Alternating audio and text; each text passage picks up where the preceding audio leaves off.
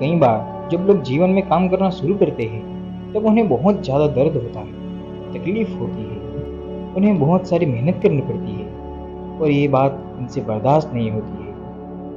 उनका शरीर जवाब दे देता है और वो उस काम को छोड़कर किसी और तरकीब से सफल होने का प्रयास करते रहते हैं। लेकिन याद रखिएगा, इस प्रकार से कोई भी व्यक्ति जीवन में सफल नहीं हो पाता है।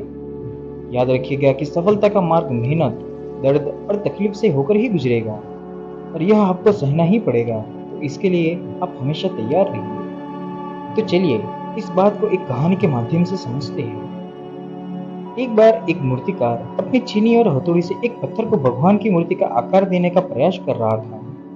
जैसे ही वह छीनी पर अपना हथौड़ा चलाता, वह पत्थर चिल्लाने लगता है और कहने लगता है कि ये क्या कर रहे हो, मुझे इतना मार क्यों रहे हो, मुझे बहुत दुख हो रहा है, तकलीफ हो रही है, पीड़ा हो रही है, मुझे अपने हाल पर छोड़ दो और यहाँ से चले जाओ।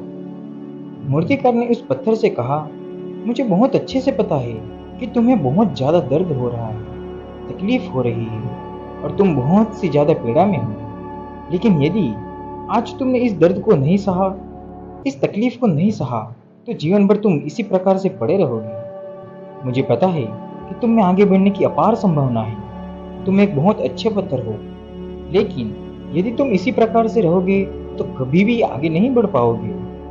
इतना कहकर मूर्तिकार औजार उठाए ही थे कि पत्थर फिर से चिल्लाने लगा, गिड़गिड़ाने लगा, विनती करने लगा कि मुझे अपने हाल पर छोड़ दो।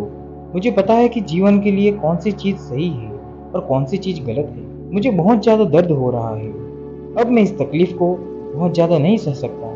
मैं जिस हाल में हूँ उस हाल में मुझे छोड़ दो और तुम यहाँ से चले जाओ। उस मूर्तिकार फिर से उस पत्थर को समझाने की कोशिश की, ज्यादा अधीर मत बनो और अपने सब्र को बनाए रखो। थोड़ी देर और इस दर्द को सहो। यदि इस दर्द को सह लिया तो मैं भगवान की मूर्ति के रूप में तुम्हारी स्थापना करवाऊंगा और फिर दूर दूर से लोग तुम्हारी पूजा करने आएंगे और पंडित और लोग तुम्हारी सेवा करेंगे। लेकिन पत्थर ने उस मूर्तिकार की एक भी बात नहीं मानी। वह चिल्लाता रहा और अपनी बात पर अड़ा रहा।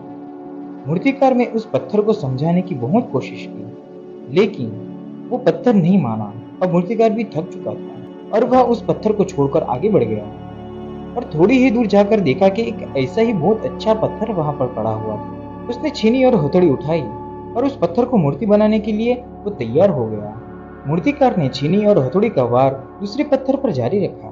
दूसरे पत्थर को भी दर्द हुआ, तकलीफ हुई, लेकिन उस पत्थर ने बर्दाश्त कर लिया और देखते ही देखते थोड़े समय के बाद उस पत्थर ने भगवान की मूर्ति का रूप धारण कर लिया।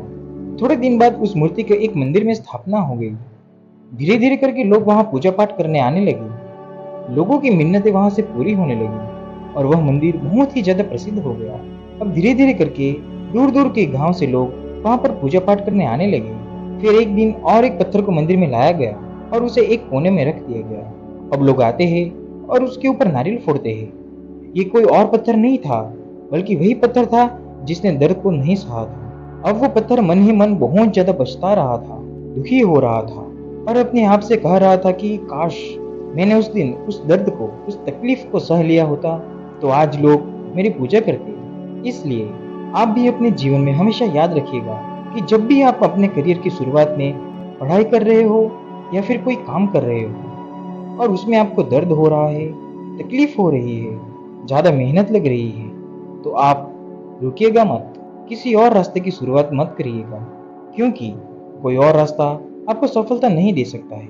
आपको उस दर्द को, उस तकलीफ को सहना ही होगा और उस दर्द को, उस तकलीफ को सहकर आप ज्यादा मजबूत बनेंगे और तभी आप अपने जीवन में आगे बढ़ पाएंगे।